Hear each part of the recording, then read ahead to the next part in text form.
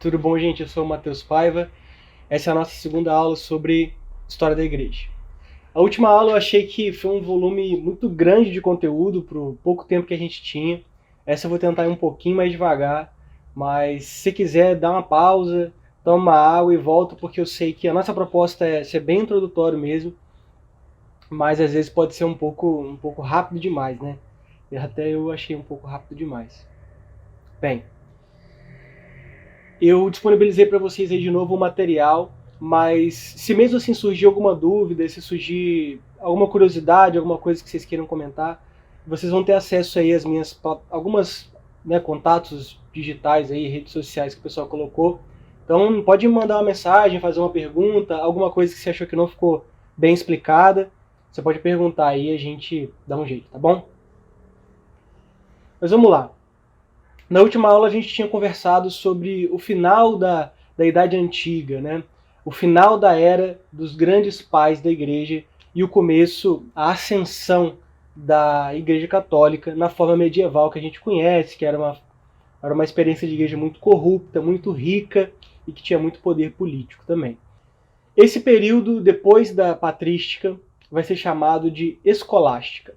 Esse período da história da Igreja vai começar lá para o século IX, ou seja, mais ou menos aí no início da Idade Média, o Império Romano tinha caído, essas coisas, todo aquele pano de fundo que a gente conversou no final da última aula. E o que vai ter de característica principal desse período? Bem, em primeiro lugar, o nome escolástica vem justamente das escolas que foram criadas nesse período. Antes a gente tinha o Império Romano prezava muito pela filosofia, pela cultura de modo geral. Mas agora a gente vai ter a criação de estados nacionais. Então a gente vai ter as primeiras separações territoriais do que hoje vai ser a Inglaterra, a Espanha, a França, a Alemanha, por exemplo. Isso começou nesse período, essa separação dos países, essa criação dos estados vai acontecer nesse período, junto com a ascensão da escolástica.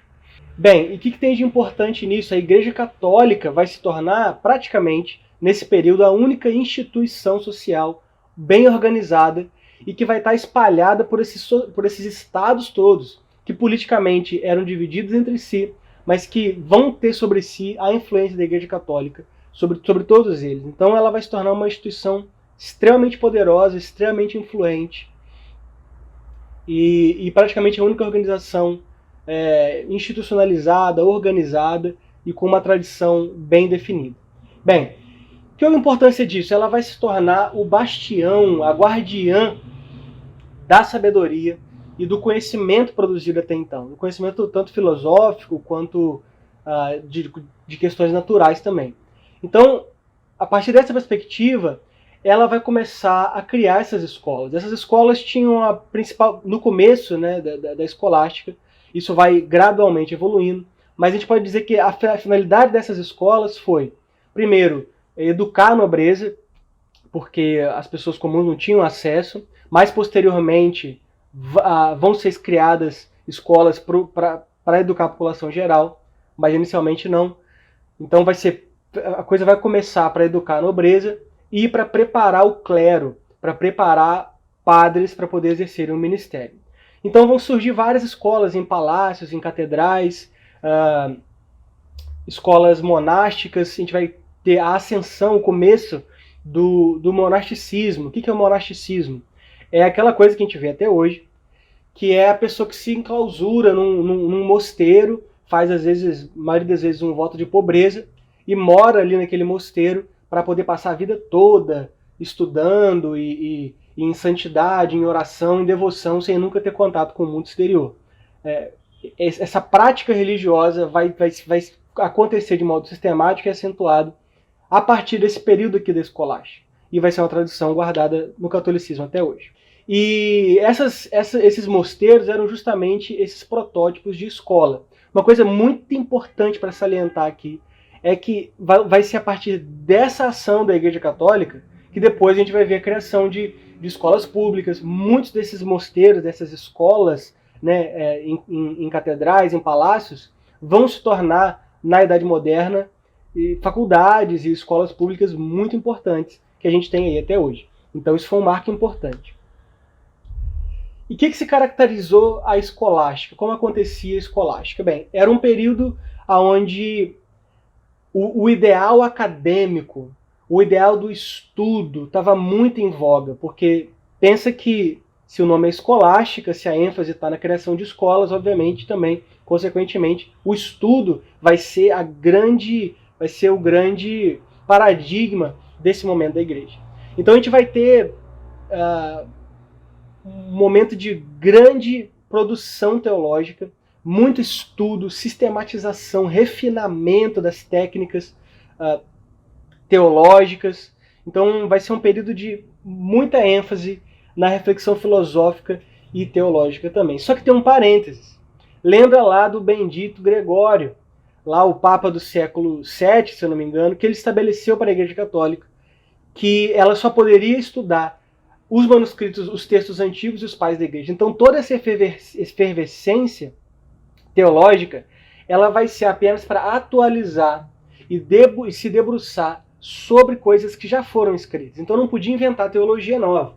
Você imagina que nesse período aqui, que foi do século IX até a Reforma Protestante, lá no ano de 1600, né, no século XVI, pensa que se você virasse, você era lá um monge, estava lá no monasteiro estudando, de repente você se cansou desse negócio de ficar só estudando texto antigo, você foi estudar lá uma outra coisa, e você viu que indulgência não é um negócio bíblico. E aí você começa a escrever sobre o fato de que as indulgências eram uma coisa ruim. Lembra que a indulgência é quando as pessoas vendiam, né? Vendiam a salvação. Você pagava uma quantidade e ganhava em troca a salvação. Isso que era indulgência. Então imagina você escrever sobre isso lá. Você ia ser considerado um herege. Porque desde esse Papa, você não podia falar coisas fora daquilo que já estava estabelecido na tradição e na teologia da igreja. Então é um contraste, né? Você vai ter muito estudo, mas por outro lado é um estudo extremamente limitado.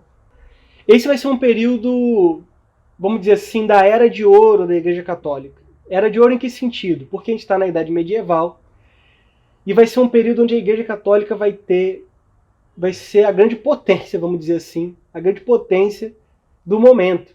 Ela vai ter muito poder, vai ter poder militar, vai ter dinheiro, muita riqueza e vai ter grande influência política. Só que acompanhada disso, a igreja vai estar no pico da sua corrupção, da sua opulência, que é o exagero, né, do luxo, da riqueza. Vai ter muitos vícios dentro da igreja, então você vai ter padres, você vai ter papas cometendo atos sexuais e toda essa corrupção da igreja que a gente estudou bastante na escola, ela vai acontecer justamente nesse período onde a igreja tinha mais poder e mais riqueza.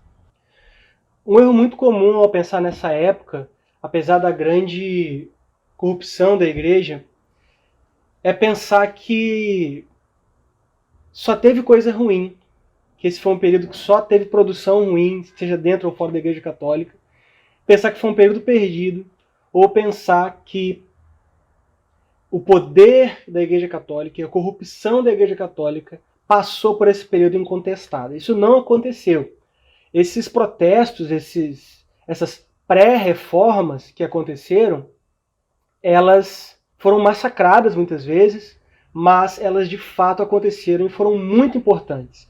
Alguns desses pensadores que a gente vai estudar aqui agora e que foram martirizados ou foram duramente criticados pela igreja ou excomungados pela igreja, eles vão ser muito importantes, apesar do que eles passaram, para lá no século XVI, lá em 1600, 1500, Martinho Lutero, junto com a galera dele, estarem realizando de fato a reforma.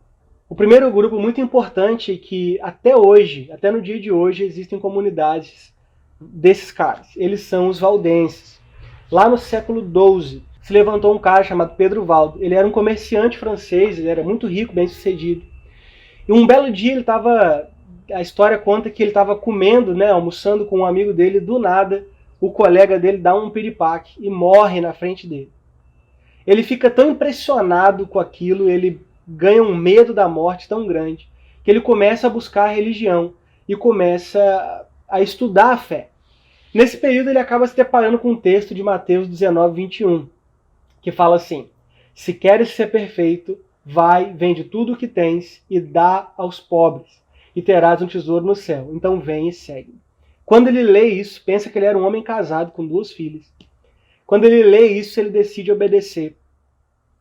E o que ele faz é que ele foi muito inteligente na abordagem dele, ele não foi passional apenas. Então, ele vai pegar toda a riqueza dele, vai separar um valor para dar para a esposa e para as filhas. A esposa não quis seguir ele nesse novo ministério que ele decidiu para a vida dele. Então ele vai separar um valor em dinheiro para dar para as filhas viverem confortavelmente e a esposa, né, para o resto da vida delas. E o que sobrou desse dinheiro era uma fortuna boa, né, de um tamanho bom. Ele vai comprar alimentos e vai distribuir em praça pública. E ele vai fazer isso até o dinheiro dele acabar. E uma parte do dinheiro ele vai separar também para pagar 2 estudiosos, para eles traduzirem a Bíblia, que nessa época só tinha a Bíblia em latim, que era a Bíblia católica, e não se podia ter nenhum outro texto, né? O acesso à Bíblia era extremamente limitado, era só para os clérigos mesmo. E o que esse cara vai fazer é pagar 2 tradutores, que eles não vão ter tempo de traduzir tudo, mas eles vão traduzir alguns pedaços da Bíblia. E aí Pedro Valdo, junto com um grupo de seguidores que ele acabou organizando, eles vão de 2 em 2 pelas cidades, levando esses textos bíblicos traduzidos e pregando o evangelho na língua nativa dos povos. O que vai acontecer, a Igreja Católica rechaça esse grupo, né? Expulsa eles da igreja, acontece alguns conflitos e eles acabam fugindo e acabam sobrevivendo a essa perseguição da igreja, e existem até hoje. Imagina que era um absurdo nessa época para a Igreja Católica você traduzir a Bíblia, ainda mais pregar para as pessoas assim, desse jeito. E eles pregavam também a pobreza apostólica. Isso era uma chave muito importante da pregação deles, ou seja, que a gente não tem que ser apegado a que essa opulência, que essas riquezas da igreja, esse luxo da igreja, que isso era errado.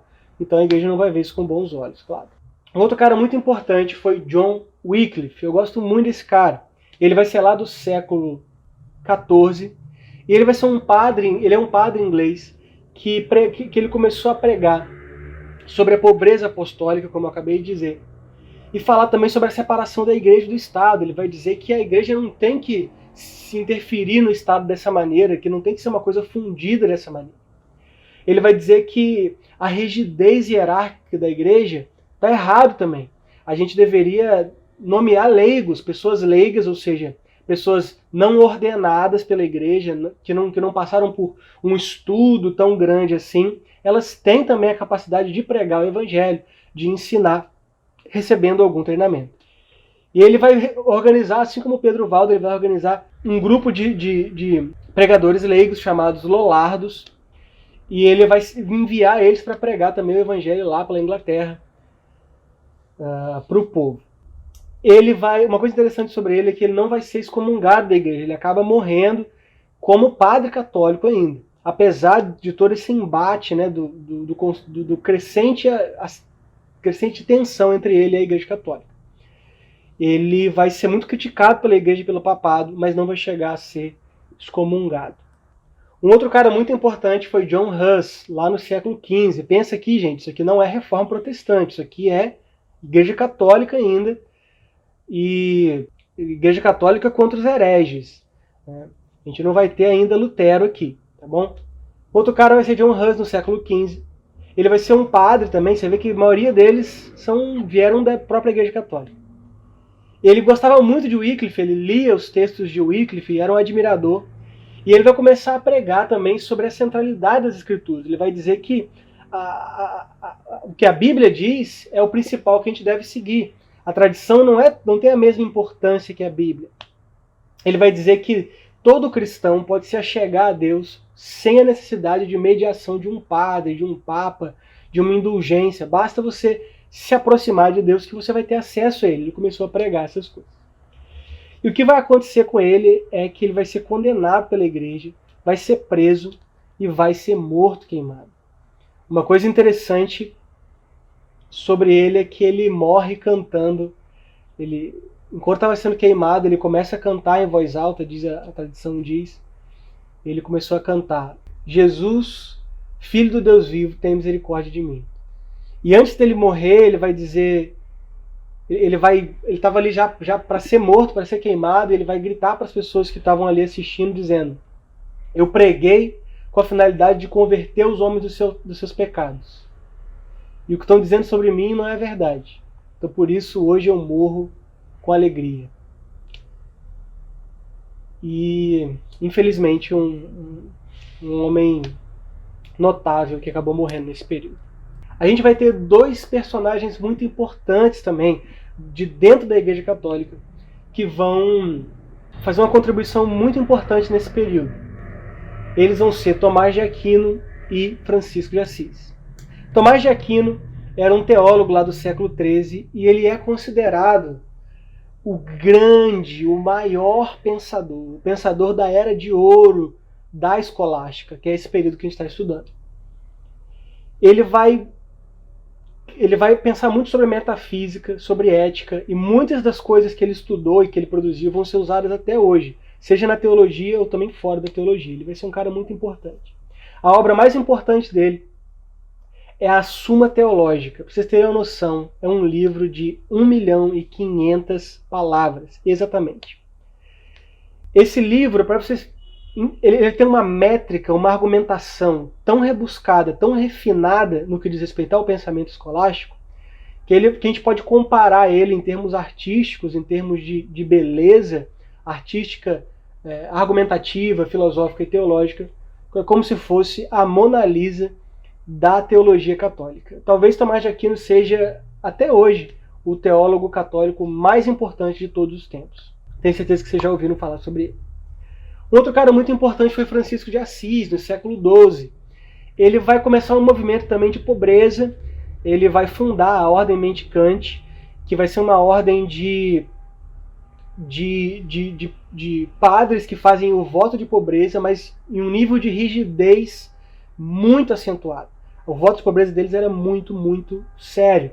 Tanto que até as outras ordens monásticas muitas vezes vão caçoar dos franciscanos por causa do nível de pobreza em que eles viviam. Vai dizer que eles eram sujos, né? Vão ficar fazendo chacota deles. E o que vai acontecer é que ele começa a pregar isso, começa a viver dessa maneira nesse período, e ele vai ganhar muitos seguidores. Ele não vai ser um cara que vai bater de frente com a Igreja Católica, que vai criticar a Igreja. Não, ele acreditava naquilo, queria viver daquele jeito, e muitas pessoas vão seguir ele.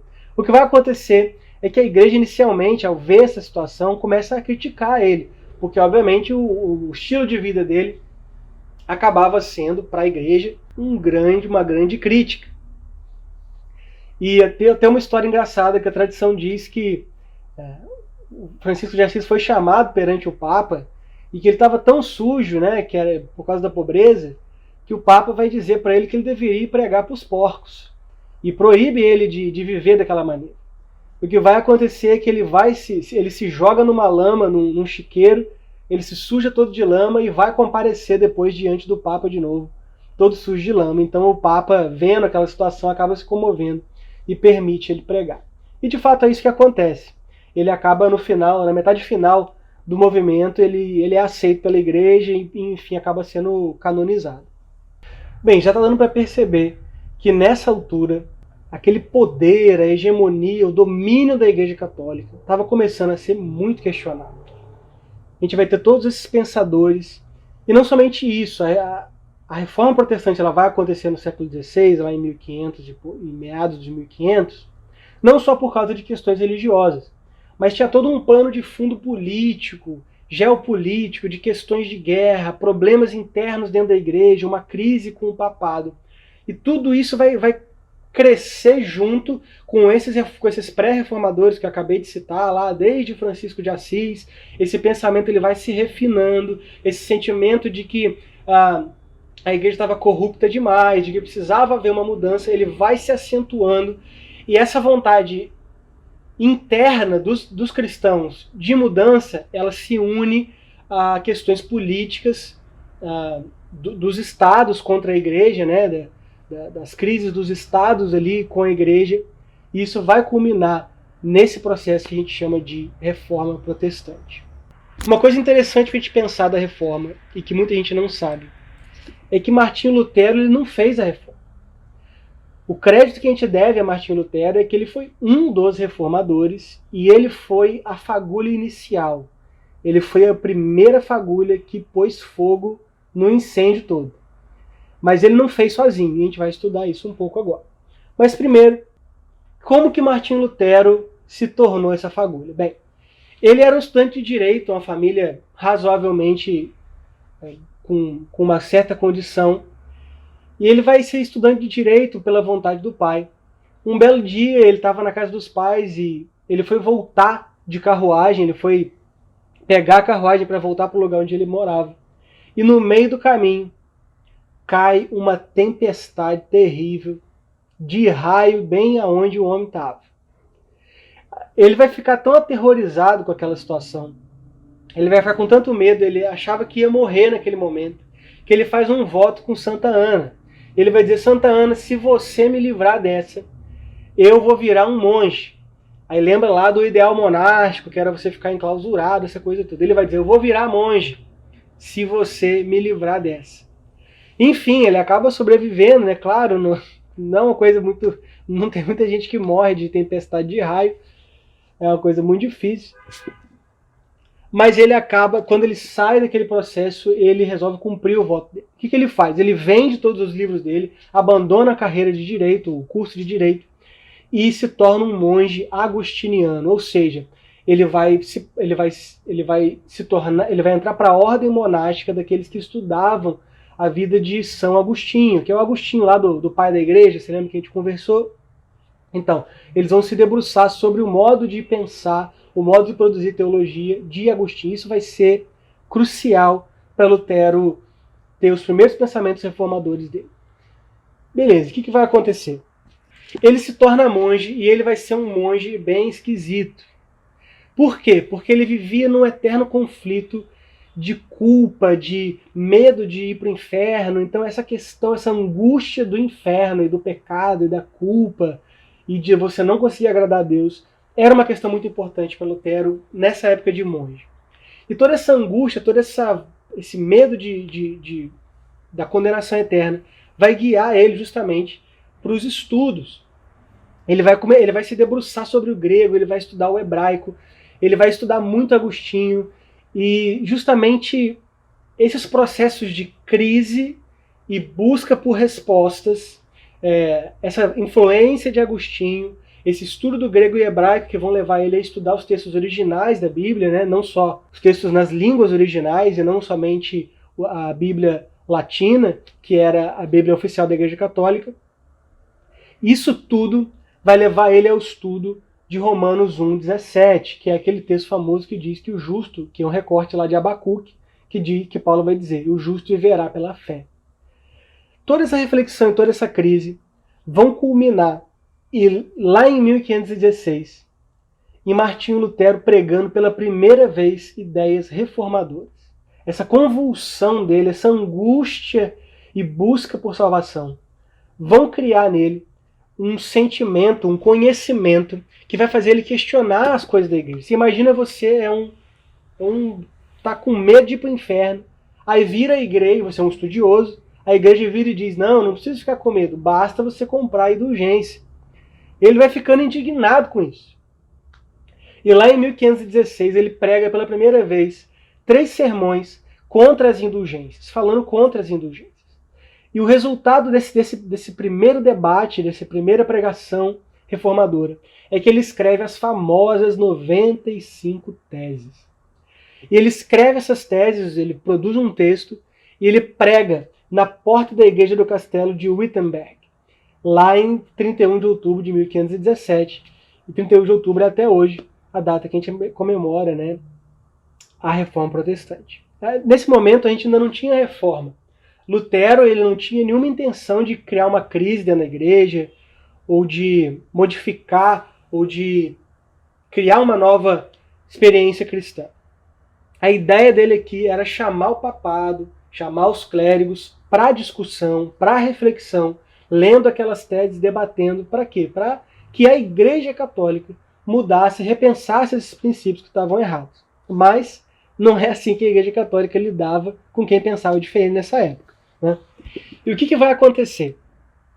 a tensão entre Lutero e o papado e a Igreja Católica, essa tensão vai se acirrar cada vez mais. Vão acontecer diversos debates, Lutero vai ser chamado para se desculpar, e ele não queria se desculpar, porque ele tinha fé naquilo que ele estava dizendo. O que vai acontecer? Lutero vai começar a debater bastante com católicos, né, com defensores das indulgências, por exemplo, nesse período. Lutero vai escrever bastante coisa, e esses debates e esses escritos de Lutero vão se tornar muito famosos em toda a Europa. Agora aqui a gente já tinha a imprensa, né? E a imprensa foi uma criação, foi uma invenção muito importante para que fosse popularizadas essas ideias reformadoras que Lutero estava defendendo nesse período.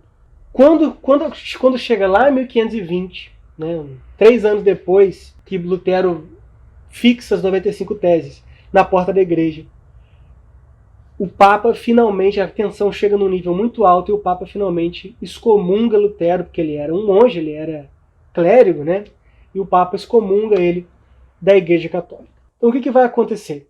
Nesse período em que as ideias de Lutero estavam se espalhando, outros pensadores que comungavam das mesmas ideias que Lutero, mas tinham suas ideias próprias também a respeito das reformas que tinham que ser feitas dentro da igreja, eles vão embarcar nessa onda protestante e vão começar a publicar os seus próprios escritos, produzir as suas próprias experiências e, obviamente, também terem os seus seguidores, pessoas que seguiam os seus ideais reformadores. Dentre esses, os principais expoentes vão ser João Calvino, né? Daí vem o calvinismo, e o Ulrico Zwingli também vai ser um cara muito importante. Então a gente vai ter esses 3 grandes pensadores nesse momento. E agora sim, a gente vai começar a ter a reforma protestante. Como eu disse, tinham muitas nações, muitos estados, muitos grupos sociais que já não suportavam mais esse domínio da Igreja Católica. E eles vão embarcar nessa onda protestante também para romper os laços com a Igreja Católica. E o resultado disso vai ser guerra. Aí a Europa entra em convulsão, pensa numa loucura social. Muitos lugares onde a reforma chegava, os padres não aceitavam, existiam grupos católicos que não aceitavam. E as coisas vão ser resolvidas no braço. Então vai ter guerra civil, vai ter guerra de nações católicas contra nações que estavam aceitando os ideais protestantes. Então vai ser um período de confusão na Europa, guerra, bagunça, por causa desses ideais protestantes que estavam sendo ensinados. Além desses reformadores, a gente vai ter também um grupo chamado de reformadores radicais. Por que radicais? Porque eles queriam ir na raiz, eles queriam voltar àquela experiência de igreja primitiva. Eles não aceitavam quem batizava criança, para eles só valia o batismo de adultos. E eles eram muito radicais, eles eram tão radicais que mesmo na sequência, mesmo dentro dos protestantes, eles eram meio que segregados. E deles vão nascer a denominação dos anabatistas, que posteriormente vão ser muito importantes para outras denominações históricas e mais modernas. Bem, até aqui a gente já percebeu que a reforma protestante não se deu de forma uniforme. Porque quando a gente pensava antes, né, a gente imaginava lá Lutero indo na frente da galera e falando, gente, chegou a reforma, e aí todo mundo falava, que legal, é isso mesmo que a gente quer. E não foi assim que aconteceu, foi uma confusão danada, mas que, graças a Deus, culminou em coisas boas. Mas bem, quais foram os princípios? Qual foi a teologia que norteou a reforma? A reforma tem 5 solas, né? São famosos 5 solas, ou seja, 5 somentes, 5 coisas, pontos muito importantes dessa teologia. A gente vai estudar um pouco eles agora. O primeiro sola é o sola escritura, ou seja, somente as escrituras. O que isso significa? A Igreja Católica, para pensar a fé, ela usava a Bíblia, mas usava também uma coisa chamada magistério da Igreja, ou seja, papas, bispos e parte do episcopado, eles podiam pensar, criar tradições dentro da Igreja a partir das suas bulas, das suas publicações, dos seus escritos. Então a Igreja Católica vai se basear no que esses caras dizem e nas Escrituras. Quando surge a reforma protestante, os protestantes vão dizer, olha, para a gente isso aqui não vale. Para a gente só vale apenas as Escrituras. Então esse é o primeiro solo. A fé se baseia somente no que está na Bíblia. O segundo solo é o sola fide, ou seja, somente a fé. O que isso quer dizer? Que só a fé pode salvar o homem. Indulgência, simonia, não tem como comprar um lugar no céu. Não adianta o Papa ir lá e te abençoar apenas. Para você ser salvo, você precisa ter fé. O terceiro ponto é o solo Christus, ou seja, somente Cristo, que significa que Jesus é o único mediador entre Deus e os homens. Hoje, muitas críticas à Igreja Católica dizem respeito à questão dos santos. Mas nessa época, a imagem do Papa tinha muita autoridade. O Papa podia conceder e tirar a salvação de quem quisesse. Né? Claro que não literalmente, mas para a população isso acontecia. Então a igreja vai se levantar e vai dizer, olha, o único mediador que tem é Cristo. O Papa, os clérigos, não tem tanto poder assim, as indulgências não tem tanto poder. É só através de Cristo que se chega até Deus. O quarto ponto é a sola gratia, que significa que a salvação é um favor imerecido de Deus. Deus ele dá a salvação aos homens por causa do seu amor eterno, da sua graça eterna, e ela não pode ser comprada, não pode ser merecida de nenhuma maneira. O quinto ponto é solo Dei glória, ou seja, somente a Deus a glória. E ela diz respeito a essa glorificação e exaltação que a Igreja Católica medieval fazia em relação a alguns santos, em relação ao Papa, em relação aos bispos, né, que eles usavam aquelas roupas e todo mundo tinha que beijar o anel. Era quase um culto às lideranças religiosas. E eles vão dizer, olha, sim, alguns desses homens foram bons, foram homens honrados, mas tudo que eles fizeram de bom é porque Deus capacitou eles para fazer. Então toda a glória pertence a Deus, e não a esses homens. Então aí daí vem o quinto sola. Então são 5 solas, são 5 princípios que vão nortear a reforma protestante. E quais foram os resultados, né? Em que culminou toda essa convulsão, todos esses princípios e a popularização dessas ideias, especialmente na Europa, a princípio na Europa.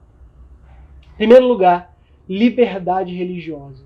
Antes, se você pensasse fora do pensamento tradicional da Igreja Católica, você era um herege.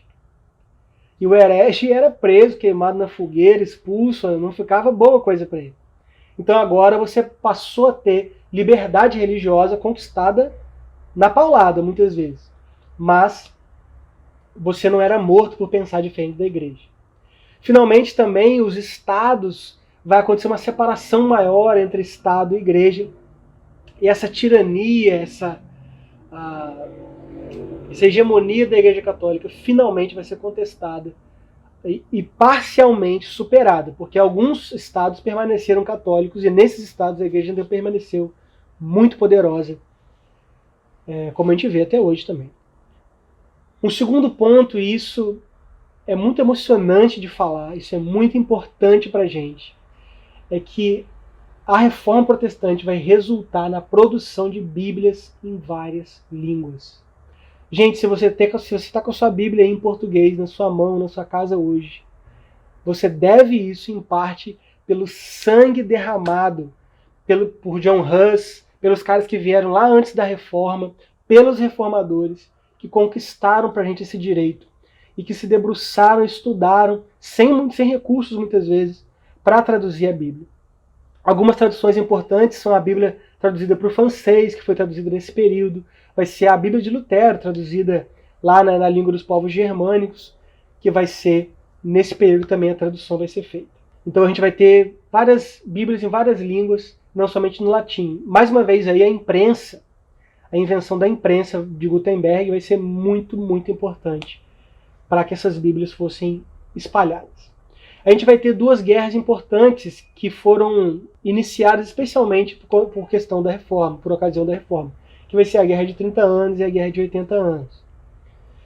E, finalmente, a gente vai ter a Contra-Reforma. O que vai ser a Contra-Reforma? Quando acontece essa ofensiva protestante diante da Igreja Católica, os católicos param, colocam a mão na cabeça e pensam, gente, não dá para continuar do jeito que estava. Então, por exemplo, a simonia e as indulgências vão se encerrar. A venda de lugares no céu, a venda de relíquias que poderiam salvar as pessoas, isso vai se encerrar aí. Vão se levantar papas que vão militar contra o fim desse excesso de luxo, de opulência, de riqueza da igreja, né? O fim do ócio, do clérigo, dos padres de modo geral, o fim dos vícios, né? Então essa questão do exagero nas bebidas, das bacanais, né? da prostituição, isso vai começar a ser questionado dentro da Igreja Católica. E para mim essa é uma contribuição protestante para a experiência católica hoje, que é uma experiência muito diferente da medieval. E isso vai se dar por ocasião da reforma. Gente, essa foi a nossa aula de hoje. Na próxima aula a gente vai falar sobre o que aconteceu com a igreja depois da reforma protestante. Vão acontecer algumas coisas bem importantes. E essas coisas esses acontecimentos da pós-reforma vão culminar nas primeiras experiências cristãs que vão influenciar John Wesley para começar o movimento metodista. Então na próxima aula a gente vai falar disso, vai falar dos metodistas e vai falar das grandes viagens missionárias e grandes avivamentos na história da igreja moderna. Beleza? Espero que vocês tenham sido abençoados. Qualquer dúvida, manda mensagem para mim, vai ser um prazer responder. Que Deus abençoe.